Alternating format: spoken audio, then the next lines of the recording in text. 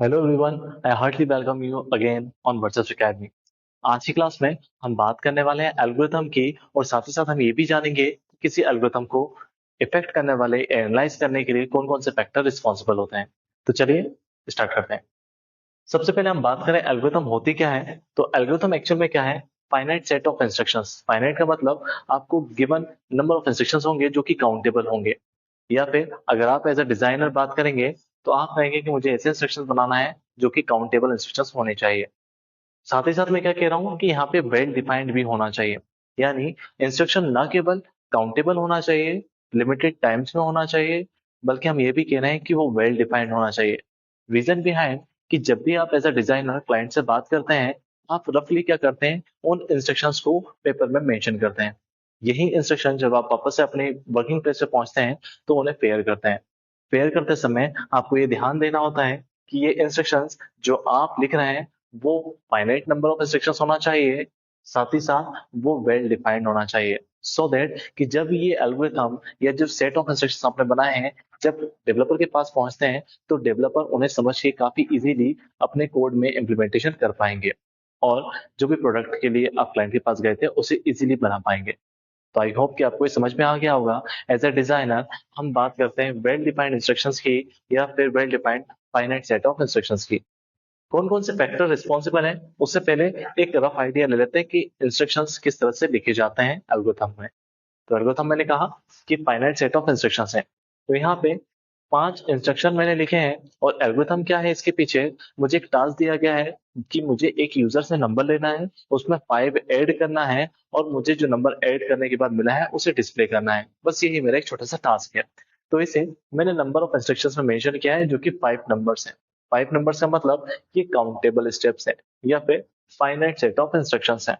Second point मैंने ये कहा कि ये वेल डिफाइंड होना चाहिए। वेल डिफाइंड मतलब कि इसे देखकर डेवलपर को आसानी से समझ में आ जाए कि उसे एक्चुअल में कोड में क्या करना है। तो यहाँ पे ध्यान से देखें, तो पहली स्टेप है स्टार्ट की। सेकंड स्टेप में हमने कहा रीड नंबर, यानी यूजर से एक नंबर लेना है आपको इस एल्गोरिथम के लिए। थर्ड पॉइंट मैंने मेंशन किया है ऐड 5 टू अ नंबर। जो नंबर आपने यूजर से लिया है उसमें आपको क्या करना है, 5 को ऐड करना है। इसके बाद फोर्थ पॉइंट हमने मेंशन किया है कि जो नंबर एडिशन के बाद मुझे मिला है उस नंबर को मुझे डिस्प्ले कराना है। And the fifth one is stop, यानी मेरा काम हो चुका है। अगर आपको ये स्टेप्स जो सीक्वेंस में दिख रहे हैं, इनके लॉजिक्स भी आपको समझ में आ रहे हैं, तो यही चीज डेवलपर को भी समझ में काफी आसानी से आ जाती है। और यही रीजन है कि एल्गोरिथम वेल डिफाइंड तो होना ही चाहिए, साथ ही साथ फाइनाइट नंबर ऑफ इंस्ट्रक्शंस में कवर हो जाना चाहिए। आई होप कि आपको एल्गोरिथम समझ में आ गई होगी कि एल्गोरिथम क्या होती है, फाइनाइट नंबर ऑफ इंस्ट्रक्शंस क्या होते हैं, उन्हें सीक्वेंस में क्यों लिखते हैं, और उनके पीछे क्या लॉजिक रहता है। चलिए अब बात करते हैं किस तरह से किसी एल्गोरिथम को एनालाइज किया जाता है। एनालाइज करने के लिए कुछ फैक्टर्स रिस्पॉन्सिबल होते हैं। वन बाय वन हम सबको समझते हैं। सबसे पहले हम बात करते हैं करेक्टनेस की। अगर किसी एल्गोरिथम को मैंने डिजाइन किया है, तो क्या वो एल्गोरिथम डिजायर्ड रिजल्ट दे पा रही है?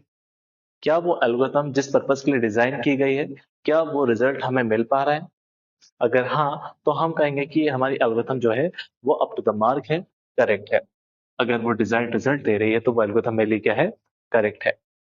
फॉर एग्जाम्पल, अगर मैंने एक नंबर यूजर से लिया, उसमें 5 ऐड किया है, और फिर डिस्प्ले करा रहा हूँ और वो रिजल्ट नहीं आ रहा है जो एक्चुअल में आना चाहिए, तो मेरी ये एल्गोरिथम इनकरेक्ट वर्क कर रही है।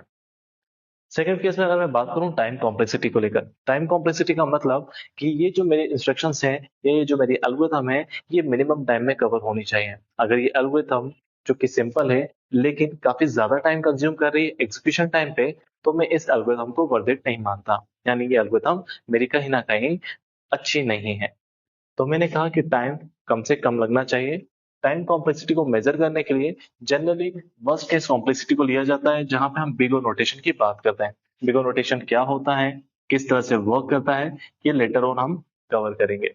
फिलहाल आप इतना समझिए कि टाइम कॉम्प्लेक्सिटी बहुत बड़ा रोल प्ले करती है किसी भी एल्गोरिथम को एनालाइज करने में है। अगर एल्गोरिथम सिंपल इंस्ट्रक्शंस में है, सिंपल स्टेप्स में है, तो ज्यादा टाइम नहीं लगना चाहिए। अगर वो ज्यादा टाइम लग रहा है तो हमारी एल्गोरिथम कहीं ना कहीं टाइम ज्यादा कंज्यूम कर रही है, और ये बेटर रिजल्ट नहीं है।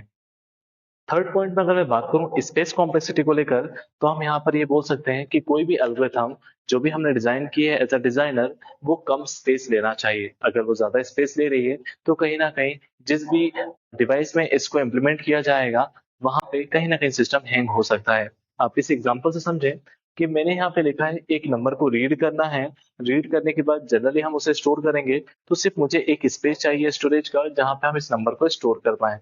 नंबर 5 ऐड करने के बाद उसी प्लेस पे हम वापस से इस नंबर को रिप्लेस कर सकते हैं। यानी एटलीस्ट मुझे एक स्टोरेज स्पेस तो चाहिए इस एल्गोरिथम को टास्क में कंप्लीशन के लिए। तो यहाँ पे हम कह रहे हैं कि कम से कम स्पेस की रिक्वायरमेंट होनी चाहिए किसी पर्टिकुलर एल्गोरिथम के लिए, या फिर किसी पर्टिकुलर टास्क को परफॉर्म करने वाली एल्गोरिथम में। अगर ऐसा है तो हम कह रहे हैं कि हमारी एल्गोरिथम बेटर है, क्योंकि ये एल्गोरिथम स्पेस भी कम ले रही है। जनरली ये केस कब बनता है, जब किसी एक टास्क को परफॉर्म करने के लिए आप एक से ज्यादा एल्गोरिथम को डिजाइन करते हैं। उस समय आप जब ये देखेंगे कि कौन सी एल्गोरिथम बेहतर है, वो यही पैरामीटर है जिनके बेस पे आप डिसाइड कर पाएंगे। अगर कोई एल्गोरिथम कम स्पेस ले रही है कंपैरेटिवली अदर एल्गोरिथम से, तो हम उस एल्गोरिथम को बेटर मानेंगे। सिमिलरली अगर वो स्पेस कम ले रही है टाइम के साथ, तो वो मेरे लिए बेहतर एल्गोरिथम होगी। इसके बाद अगर बात करूं स्केलेबिलिटी को लेकर, तो हम जनरली क्या बोल रहे हैं कि यहाँ पे एक नंबर मैंने यूजर से लिया है और उसमें पाइप में ऐड कर रहा हूँ, लेकिन अगर यहाँ पे एक नंबर की जगह सपोज 5,000 नंबर्स होते और उन पे मैं इस एल्गोरिथम को अप्लाई कर रहा होता, स्टिल मेरी एल्गोरिथम सही रिजल्ट अगर दे रही होती या करेक्ट रिजल्ट दे रही होती, तो मैं ये कहूंगा कि मेरी एल्गोरिथम स्केलेबल भी है। जनरली क्या होता है, जब नंबर ऑफ इनपुट को एनलार्जमेंट के साथ इंक्रीज किया जाता है ड्रामेटिकली, तो हम वहां पे कहीं ना कहीं ये देखते हैं कि एल्गोरिथम रिजल्ट इनकरेक्ट दे सकती हैं। लेकिन अगर आपकी एल्गोरिथम सही है नंबर ऑफ इनपुट लार्ज देने पर भी, तो हम कहेंगे कि हमारी एल्गोरिथम ने स्केलेबिलिटी को भी एक्सेप्ट किया है। नेक्स्ट पॉइंट में अगर मैं बात करूं सिंपलिसिटी एंड रीडेबिलिटी की, तो सिंपलिसिटी और रीडेबिलिटी का मतलब ये है कि एल्गोरिथम काफी सिंपल होनी चाहिए, इजी टू अंडरस्टैंड होना चाहिए, इजी टू मेंटेन होना चाहिए, इजी टू रीडेबल होना चाहिए, और साथ ही साथ डेवलपर पॉइंट ऑफ व्यू से इस एल्गोरिथम को रीड करने के बाद इजीली राइटेबल या फिर इम्प्लीमेंटेशन इसका काफी इजी होना चाहिए। अगर ऐसा है तो हम कहेंगे कि मेरी एल्गोरिथम इस पैरामीटर को भी एक्सेप्ट करती है।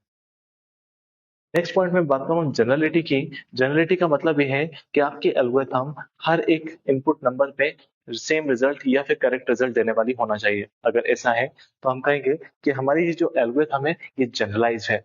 सिंपल टर्म्स में अगर मैं बात करूं कि अगर मैंने फर्स्ट टाइम कोई नंबर दिया सपोज 5, उसमें 5 ऐड होने के बाद रिजल्ट जो है वो 10, ये सही रिजल्ट है।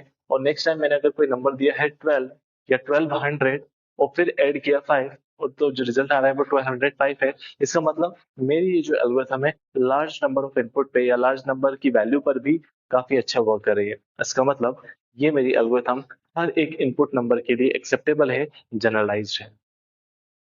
इसके बाद हम बात करें स्टेबिलिटी को लेकर। स्टेबिलिटी में सबसे ज्यादा इंपॉर्टेंट टूल होता है इनपुट में गिवन नंबर्स का एक रिलेटिव ऑर्डर। एग्जांपल के लिए इसे समझते हैं बाय शॉर्टिंग। अगर मैं कहूं कि मेरे पास कोई एलिमेंट है सपोज 10, 20, 30, 20 एंड 50। अगर मेरे पास ये एलिमेंट है और मुझे ये कहा जाता है कि इन एलिमेंट को शॉर्ट करना है बाय मेंटेनिंग देयर स्टेबिलिटी, इसका मतलब ये है कि इन एलिमेंट्स में जो नंबर रिपीट हुए हैं उनकी रिलेटिव पोजीशन सेम होनी चाहिए।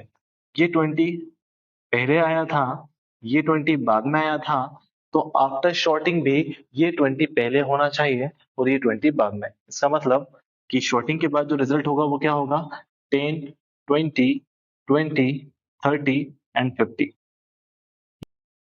यहाँ पे ये जो 20 है ये सेकंड वाला 20 नहीं होना चाहिए। अगर ऐसा है तो हम कहेंगे कि हमारा जो रिजल्ट है एल्गोरिथम का वो अनस्टेबल है। बट फिलहाल मैं बात कर रहा हूँ किसकी, स्टेबिलिटी की। इसका मतलब ये जो मेरा 20 आया है वो 20 फर्स्ट वाला 20 ही है, सेकंड वाला जो 20 है वो सेकंड वाला 20 है। मतलब इन्होंने इनपुट के टाइम पर जो ऑर्डर दिया था उसी ऑर्डर के अकॉर्डिंग या उसी रिलेटिव ऑर्डर में इनका रिजल्ट भी है। अगर ऐसा है तो आपकी एल्गोरिथम क्या है, स्टेबल एल्गोरिथम है। इसके बाद बात करें डिटर्मिनिज्म की। डिटर्मिनिज्म का मतलब होता है कि आप जो एल्गोरिथम तैयार कर रहे हैं वो सेम इनपुट के लिए हमेशा सेम रिजल्ट देने वाली होनी चाहिए। फॉर एग्जांपल अगर मैं इस इनपुट एल्गोरिथम की बात करूं और मैं इसमें कोई इनपुट देता हूं सपोज नंबर में 1200, और 1200 में मैं 5 ऐड करता हूं, जो रिजल्ट आ रहा है वो है 1205। तो जब भी मैं इस एल्गोरिथम को बार बार यूज करूंगा और हर बार अगर मैं सेम इनपुट देता हूं, तो मुझे हमेशा सेम रिजल्ट मिलनी चाहिए। ऐसा नहीं होना चाहिए कि डिफरेंट सेम इनपुट पे मुझे डिफरेंट रिजल्ट मिले। अगर सेम इनपुट पे डिफरेंट रिजल्ट मिल रहे हैं तो वो मेरी अनडिटर्मिनिस्टिक है या नॉन डिटर्मिनिस्टिक एल्गोरिथम होगी। फिलहाल डिटर्मिनिज्म में हम बात कर रहे हैं कि सेम इनपुट पे सेम रिजल्ट ही हमें मिलना चाहिए। अगर ऐसा है तो हम डिटर्मिनिज्म अचीव कर रहे हैं by this algorithm. I hope दोस्तों कि आपको ये सारे पॉइंट जो एल्गोरिथम को एनालाइज करने के लिए इंपॉर्टेंट होते हैं समझ में आ गए होंगे। अगर आपको ये वीडियो पसंद आई है तो प्लीज इसे लाइक सब्सक्राइब जरूर करें और चैनल को जितना हो सके शेयर करें, सो दैट कि मैं मोटिवेट होकर नई नई वीडियो के साथ आपके सामने जल्दी से जल्दी अवेलेबल हो पाऊँ। मिलते हैं नेक्स्ट वीडियो में विद न्यू टॉपिक ऑफ एडा। Thank you.